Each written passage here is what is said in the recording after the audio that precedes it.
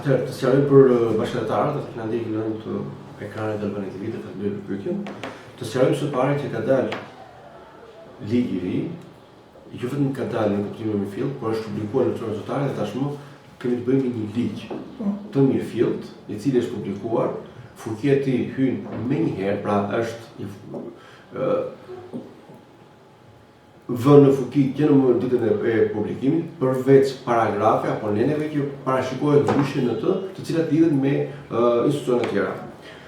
Ligji është i datës 6 shkurt 2026 5275, siç e kemi sqaruar të kaluar që harmonizohet politikat emigratore të Bashkimit Evropian me ato të Greqisë, që është Greqia të Bashkimit Evropian, që është një vend i cili ka qenë pas drejtim, dhe në këtë projektik parashikohen shumë ndryshime, le të them një herë. Ju lutemi shumë, referoni vetëm ligjit dhe qarkoreve dhe udhëzimit të ministrisë dhe asnjë lloj burimi tjetër që nuk është i konfirmuar dhe i besueshëm. Shqetësimi është shumë i drejtë si shpëtim dhe konkretisht. Së pari le të sqarojmë çfarë është VVO-si. VVO-si është një temë i përgjithshëm, por ndahet në dy kategori. Pse dy kategori fatkeqësisht? Është një kategori e personave që ende janë në varësi, që kanë aplikuar për të parë në vitin 2023 kryesisht apo edhe më pas, për një kategori specifike, të cilët nëse kanë marrë këtë në vitin 2023, ata nuk përfitojnë shumë benefite nga shteti grek, ose shumë herë nuk njihet sepse ose është refuzuar ose është një VVO-si ikonik, pra nuk është real. Lidhur me VVO-sin origjinal që i përket kategorisë 2 dhe kategorisë më fill të lejeve të qëndrimit, që kanë aplikuar për renovimin e lejeve të qëndrimit, çdo posedues i kësaj leje përfiton të gjitha të drejtat që jep ligji në Greqi, pra që i atribon lejes së qëndrimit. Dhe mbi këtë vërtetim është ekzekutuar dhe në greqisht dhe në anglisht vlefshmëria dhe më tepër fuqia që ka ky vërtetim. Që do të thotë emigrantët nuk privohen nga kategoritë e ndihmave sociale, qoftë këto për subvencionimin e qeras të nënave që kanë lindur, pra bonusin e lindjes, të ndihmave sociale që ofrohen nga OED apo të papunësisë, pra një kategori të ndryshme. Thjesht ka një problem shumë serioz lidhur me institucionet greke, të cilat shpeshherë duke mos informuar në kohë me qarkore të brendshme për të aplikuar dhe për të zbatuar ligjin, shpeshherë bien ndeshme i sepse nuk e kanë informacionin e dur dhe madje kohët e fundit siç ti e the shqetësimi shumë madh sepse shumë punonjës e interpretojnë në mënyrë individuale ligjin në padrejtësi ndaj emigrantit dhe kërkojnë dokumente që vijnë nga periferia s'ka lidhje. Periferia nuk kërkon dokumenta plotësuese. Pra, me dy fjalë, çdo emigrant i cili posedon një vërtetim aplikimi për renovimin e lejes së qëndrimit, ai vërtetim ka fuqinë e lejes së qëndrimit. Ndaj duhet të insistoni ndërmjet personave të përgjithshëm, qoftë llogaritar, qoftë avokat apo persona kompetent, për të përfituar gjithçka parashikohet në ligj dhe nuk duhet bëni pas në të kuptim. Kur themi pas, më kuptohet në formë qytetare dhe demokratike sepse i fiton. Një emigrant shkon për të marrë ndihmë sociale apo ndihmë ekonomike. Po. Merr vendosin dorë, shkon te punësia e shërbimit dhe i thotë duhet leje qëndrimi. Çfarë do të ndjeki emigranti? Të sqarojmë, kur punuesi kërkon leje qëndrimi duhet bërë qartë për çfarë ndihme sociale bëhet fjalë. Pse?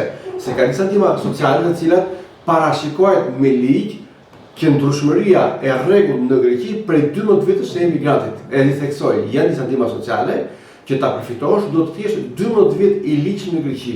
Është një kategori tjetër specifike që do 7 vjet qëndrimi i ligjshëm në Greqi. Nëse nuk ke 7 vjet i ligjshëm apo 12 vjet nuk e përfundon ndihmë sociale. Pra, duhet të ketë parasysh emigrantin. Ndaj rekomandohet që ai t'i adresohet një person i kompetent, qoftë një kontabilist, një llogaritar, një ekspert i ligjor apo një ekspert i migracion, dhe tepër një avokati. Nëse punojësi administratës insiston që do leje qëndrimi, atëherë dhe qytetari, pra emigranti, duhet të insistojë që ai ta marrë parasysh se nuk ka asnjë të drejtë ligjore t'i mohojë shërbimin qytetarit. Mundi, sepse kemi raste që një familje shqiptare është në prag të pensionit, ka blerë shtëpi këtu, ka punuar 30 vjet me esin me ato, nuk ka plotësuar detyrimet që ka shtetit dhe me ndihma sociale. Tash ky VVO ka ndonjë shënim që ky vos është i vlefshëm një lloj si leje qëndrimit? E ritheksoj edhe një herë, siç e thamë më herët, çdo posedues i vërtetimit të aplikimit për rinovimin e lejes së qëndrimit është i ligjshëm dhe gëzon të gjitha të drejtat që i ofron ligji i emigracionit në Greqi. Pra, është ratifikuar dhe miratuar në Parlamentin e Greqisë dhe është ligj. Ligji është mbi të gjithë. Ligjin vetëm gjykata ka të drejtë ta interpretojë nëse i drejtë ose i padrejtë. Pra, administrata dhe çdo punonjës administratës apo në çdo institucion privat dhe shtetëror është detyruar të nënshtrohet ligjit dhe të zbatojë ligjin, jo të interpretojë ligjin. Po, nëse për personi ka një dokument si një VV ose që është fillestar apo është ikonik, në atë rast punonjësi i administratës është detyruar të mos i ofrojë shërbim. Por nëse qytetari i vendit të tretë, që është emigranti, ka një vërtim për rinovimin e lejës së qëndrimit, ai gëzon të gjitha të drejtat që jep shteti. Dhe thënë thjesht me dy fjalë, në vërtetim sipër ndodhet dokumenti që thotë në greqisht dhe në anglisht që poseduesi i këtij dokumenti ka çdo të drejtë ligjore dhe administrata është e detyruar të shërbejë atë. Kemi në një kategori njerëz që përjashton nga ky drejt? E thashë më herët, ishte kategoria e personave që kanë aplikuar për herë të parë dhe nuk kanë marrë vërtetimin ose janë disa kategori specifike të cilat përjashtohen. Pra, ndajnë dy, siç e dim leje qëndrimi ndajnë disa kategori. Kryesorët janë leje qëndrimi me varësi pune dhe leje qëndrimi pa varësi pune. Për shembull, prindit e kryetarëve ose familjarëve grek, të prindit e kryetarëve grek, që fëmijët e tyre është mbi 18 vjeç, nuk kanë drejt në qasjen e tregut të punës. Pra, atyre provohen shumë të drejtë sepse sipas filozofisë së ligjit, personi që i ka marrë mbi ngarkim, pra fëmia e tyre në këtë rast, është i detyruar të mbulojë gjitha shpenzimet dhe gjithçka lind. Por nga ana tjetër, shumica e emigrantëve nuk janë me leje qëndrimi si antar i kësaj familjes greke, por janë me varësi pune, që janë leje 2 vjeçare, 3 vjeçare, apo dhe 5 vjeçare të kategorive të ndryshme të cilët kanë të punë, apo edhe ata që janë prindë të shtetit grek që kanë qenë fëmia i mitur, pa e mbushur moshën madhore të 18 vjeç dhe ka drejtë në qasjen e tregut. Të gjitha këto kategori ligji i parashikon dhe e ka të theksuar saktë që përfitojnë gjithçka parashikohet në ligj në Greqi, përfito ndihma sociale apo edhe subvencione të tjera. Ky ligjëri, pyetja e fundit, ky ligjëri ka prekur lejet humanitare? Faleminderit për pyetjen, dhe të sqarojmë edhe një herë. Së pari, me ligjin e ri nuk ka emigrant të parregullt që do përfitojnë nga ky ligj. E ritheksoj.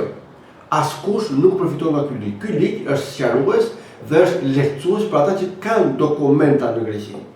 E vetmi kategori që parashikohet të fitojë në këtë ligj është ajo kategori e emigrantëve të cilët për arsye harrese, neglizhence apo po jo të fajin tyre nuk e rinovuan lejen e qëndrimit, pra kishin leje qëndrimi në Greqi dhe qëndronin këtu dhe nuk u largon nga Greqia, pra faktojnë që kanë qëndruar në Greqi vazhdimisht, automatikisht ata kanë të drejtën, kanë shansin e dytë për të aplikuar për të pajisur me leje qëndrimi.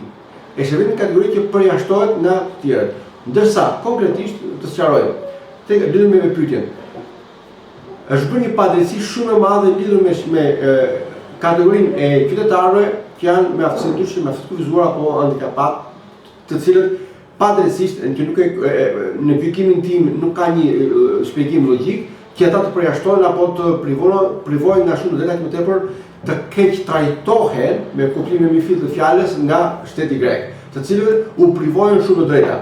Kjo kategori jo vetëm që nuk është ndihmuar, jo që është përjashtuar dhe është keq trajtuar, edhe sot të flasim, pra deri në daljen e këtij ligji, ata merrin leje qëndrimi 1 vjeçare. Dhe këtë leje se merreshin kurrë në dorë. Pse?